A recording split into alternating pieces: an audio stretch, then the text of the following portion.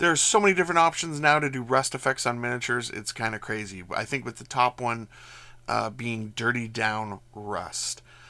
But you know what Dirty Down Rust doesn't have?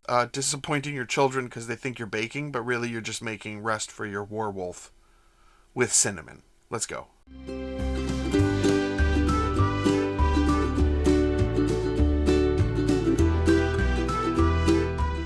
Hello and welcome to another episode of Blastercaded Painting. Today we are going to be painting the War Wolf miniature from Trench Crusade. It is a very unique werewolf creature, and if you know me, I love a good werewolf, so we're doing that today. But we want the armor to look really corroded and rusty and awful, and we could use a lot of products to do that that are made for that, or we can use cinnamon. But anyway, let's get into the painting.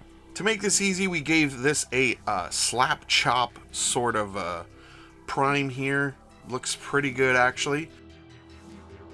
First thing we're going to do is take some pallid bone and some blood red. And the pallid bone is going to go all over the skin sections of the wolf. I would say war wolf, but I keep wanting to say werewolf. It's too close together. Anyway, all over the skin. And then near the feet and the hands, we're going to wet blend in the blood red. This is actually how I painted my Vargskier when Curse City came out, and I just fell in love with how it looked. So yeah, I'm repeating that here. So you just want to go through, make sure it's not pooling too much. You can add a little bit here and add a little bit there. You can also use some of the medium to mix those colors together.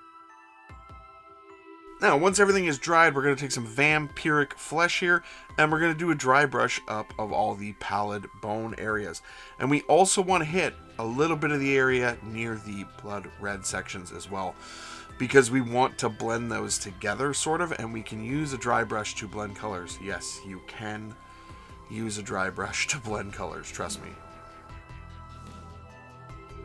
Next, we're going to take some ancient stone, and we're going to do the same thing. Just bringing in a little bit more depth into that pallid bone, and then the vampiric flesh colors. We're just bringing it up a little bit. We're doing all the skin first because they're all lighter colors, and we can go over them with other colors after. It won't matter.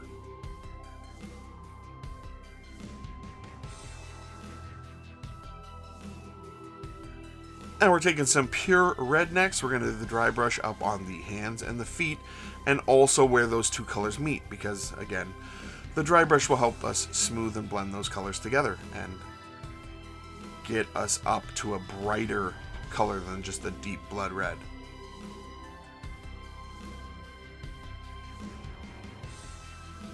Then we're taking some amaranth red, and we're doing the last dry brush up. Again, it's over that blood red, over that pure red. This will be a little bit lighter. We don't want to go as heavy, but yeah, we want to bring up those colors. So now we've got a weird, good sort of orangey pinkish red, bruised and you know, like almost infected, and the blood settling in his hands and his feet. He's a weirdo creature. Next, we're taking some Tyrian Navy and some Speed Paint Medium, and I'm just going to put this all over the cables. So, I don't know what they've done to this creature, but they've definitely enhanced it. So, yeah, we're going to get that color on all the cables. There's some stuck in his body, some coming out of his head. Yeah, all over there.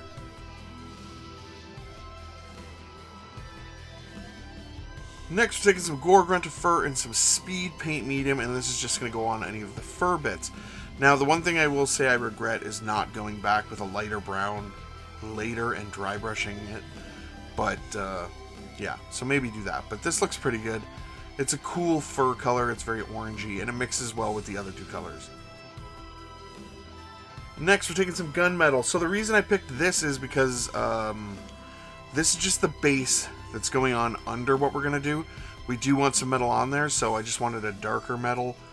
Also, I'm not using my Vallejo paints as much because I have other ones, and this one isn't as good, so it just needs to cover it. So just pick a darker silver to cover it up. Next, we're going to grab some royal purple here. You could use any purple or any color you want. I'm just putting this on the nails and the fingernails. He's got like 8 fingernails on here. Weird fingers, but either way, I just like that weird sort of splash of color, and this is really the only place where we can get it.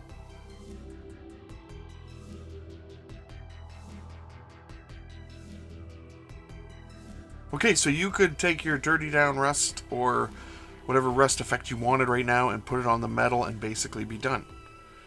But we're going to do something different. We're going to do something that might be easier and cheaper than Dirty Down Rust, because Dirty Down Rust is fairly expensive. But yeah, let's try this and see what you guys think. We're going to take some glue and some cinnamon, and we're going to make a cinnamon and glue paste.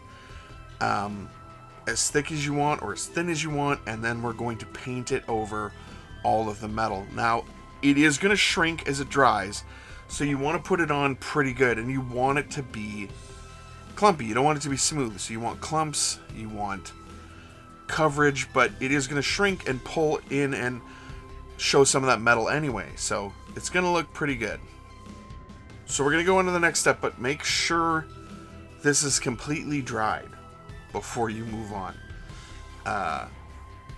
Even if it's dried, it's not done shrinking and cracking.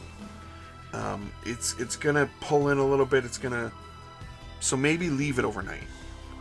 I didn't.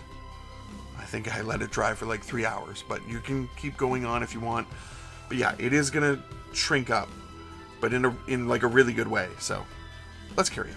We're going to take some strong skin shade, and this is what we're working with right now. This is what it looks like. And then we're going to put that skin shade over all of it just to darken it down. But you honestly could leave it like this, and it looks really good. But we want to get less silver, less silvery. Now the next step is to grab some orange paint. I happen to have Riza Rust from Games Workshop. I don't even know if they make that anymore. Anyway, it's one of their dry paints for Rust. You can use any orange paint. I just happen to have this, but you want a really punchy, bright orange paint. So yeah, like I said, Riza Rust, it doesn't matter. I'm going to take my dry brush and I'm going to just start stabbing this at the rust. And I'm going to brush it around and I'm going to stipple it, and I'm just going to get a orangey rust color on there. This is what I'm saying. You could just use orange paint. It doesn't have to be this. And honestly, when this part is done, and it's always a little bit less is more for this, I would do the base, and here he is all finished up.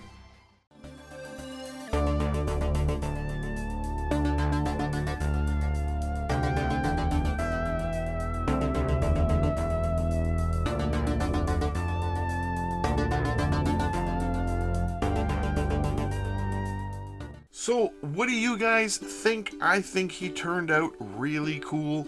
The rust effect is honestly really nice. It's like a really corroded, rusty metal, and it's not that expensive. You guys can do this easily. Anybody can do this. Like, for the most part, this is stuff you already have in the house, whether you're a hobbyist or not. You've got glue and cinnamon, most likely, unless you're allergic to cinnamon, in which case, don't do this. But yeah, there's just an easy way to do a rust effect. And it also smells pretty good.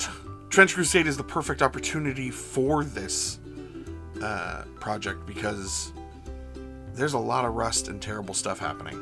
And if you can get a rust product that's cheaper and looks really good, that's a win in my books. That is the end of Trench Crusade month.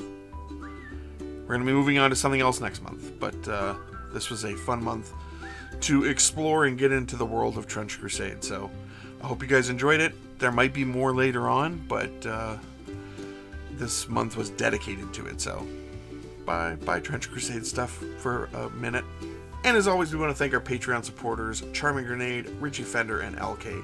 Thank you guys so much for supporting the channel. Either way, thank you guys so much for watching. Please like, share, comment, subscribe, all the YouTube stuff, and you guys have a great day.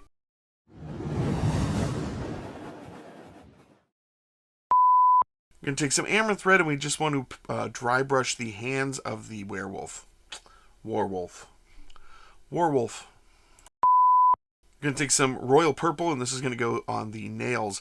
This werewolf has like a bunch of fingers and fingernails. Nope, it's a werewolf, not a werewolf. I should just say wolf because I obviously can't keep it straight that it's werewolf, not werewolf. Now they don't sound like words. Now the pallid bone is going to go all over the skin of the body of the werewolf. You don't eat chili right before you film because you have indigestion. Maybe you don't do that.